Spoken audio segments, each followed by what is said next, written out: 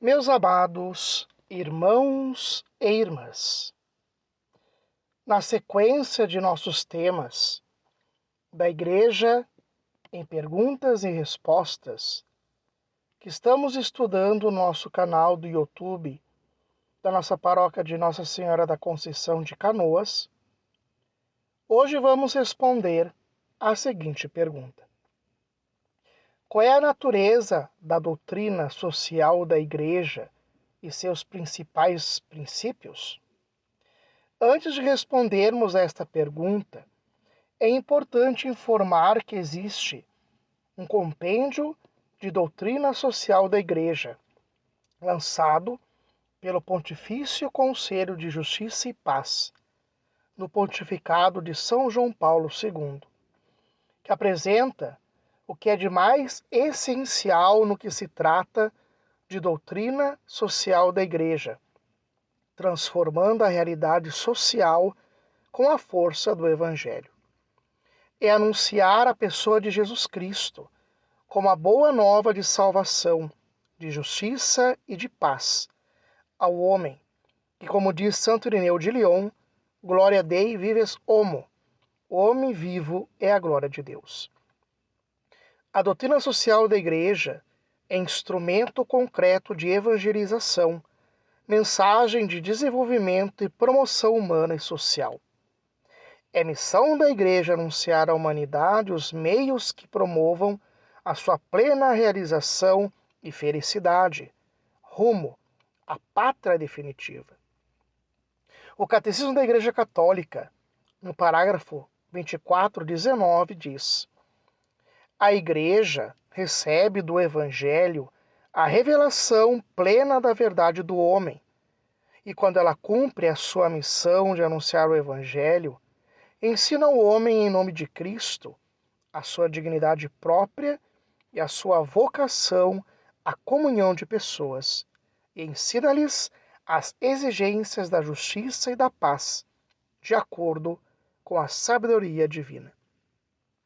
Por isso, meus amados, vamos agora entender qual é a natureza da doutrina social da Igreja. A doutrina social é o anúncio de fé que o magistério faz diante das realidades sociais que são desafiadoras para a Igreja. A carta encíclica Solicitudo Rei Socialis, do Papa São João Paulo II, no número 41, diz: a doutrina social da Igreja é a formulação acurada dos resultados de uma reflexão atenta sobre as complexas realidades da existência do homem, na sociedade e no contexto internacional, à luz da fé e da tradição eclesial. O único objetivo da Igreja é ajudar o homem no caminho da salvação, como diz o compêndio da doutrina social da Igreja, no número 69. Esta é a sua única missão e a razão pela qual a Igreja tem o direito e o dever de desenvolver uma doutrina social que forme a consciência dos homens e os ajude a viver segundo o Evangelho e a própria natureza humana. A doutrina social da Igreja colabora para que o homem forme sua consciência no que se refere à realização de sua natureza humana, conforme a vontade de Deus e do Evangelho de nosso Senhor Jesus Cristo. Qualquer ideologia que vai contra os princípios da lei natural e da lei divina deve ser rejeitadas. O socialismo, o comunismo, o marxismo, o ateísmo, o materialismo e o modernismo. Todas elas são de natureza anticristã e atentam contra todos os princípios religiosos. É importante saber que a ideologia é uma forma de sofisma que apresenta uma ilusão da verdade, uma linguagem estratégica, a criação de uma realidade virtual para convencer as pessoas de uma ideia. O ex-presidente dos Estados Unidos, Ronald Reagan, diz: o poder concentrado sempre foi o inimigo da liberdade. Portanto, meus amados, cuidado com as ideologias.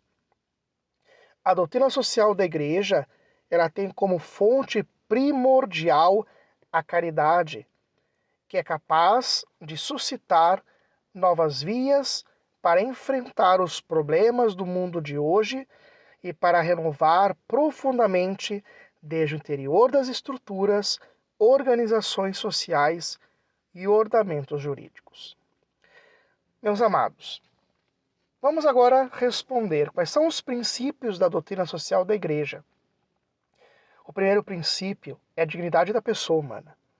A vida humana é sagrada e a sua dignidade inviolável, independentemente da idade, do estado de saúde, da riqueza ou da condição social. Toda pessoa tem o direito à vida desde a concepção até a sua morte natural, bem como uma vida que implica paz, muitas vezes ameaçada pela guerra e pela violência. O aborto, a eutanásia, a violência são contrários à dignidade humana e são, como diz São João Paulo II, cultura de morte. O segundo princípio é família e comunidade. O homem é um ser social e tem o direito de crescer em comunidade. Tem o direito de participar pelo sacramento do matrimônio e pela família, que são a base da sociedade. E todas as pessoas têm o direito de, com esses sacramentos e com a família, participar da vida social. O divórcio, o adultério, o casamento homoafetivo fere a família, o santuário da vida. O terceiro é direitos e deveres. Todas as pessoas têm direitos a reclamar e deveres a cumprir, tanto em nível individual como familiar e social. Têm o direito ao trabalho, à segurança, ao estudo e ao alimento. Quando esses direitos são roubados, se fere a liberdade do homem. São Nuno de Santa Maria diz: a maior liberdade que existe é servir a Deus. O quarto princípio é a opção preferencial pelos pobres e vulneráveis.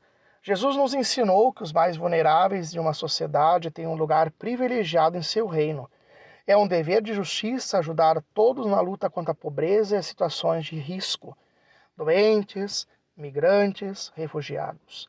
Santa Dulce dos Pobres diz: a caridade não pode ter as mãos amarradas. O quinto princípio é o bem comum. É o conjunto das condições da vida social que permitem, tanto aos grupos como a cada membro, alcançar mais plena e facilmente a própria perfeição. Como diz a Constituição Dogmática Gaudium et Spes, número 26. Santa Teresa de Calcutá diz: o bem que você faz hoje muitas vezes é esquecido pelas pessoas amanhã, mas faz a si mesmo. O sexto princípio é a solidariedade.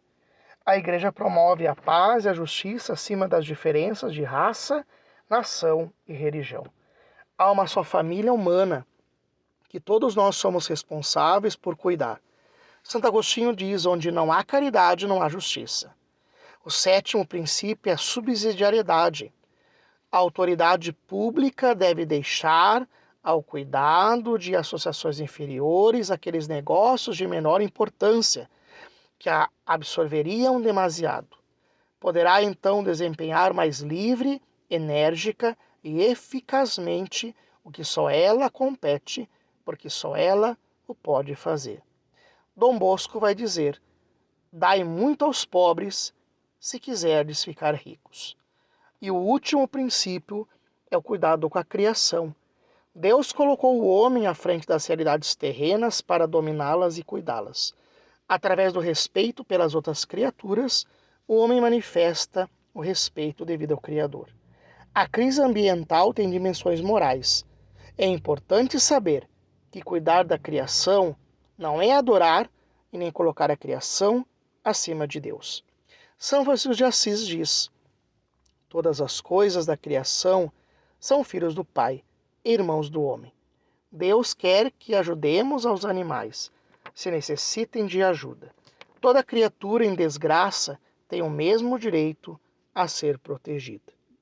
Portanto, meus amados, encerramos esta formação já nos preparando para a próxima formação, que vai abordar a seguinte pergunta: o que é o ecumenismo e o que é a enculturação? Até o nosso próximo vídeo. Em nome do Pai, do Filho e do Espírito Santo. Amém.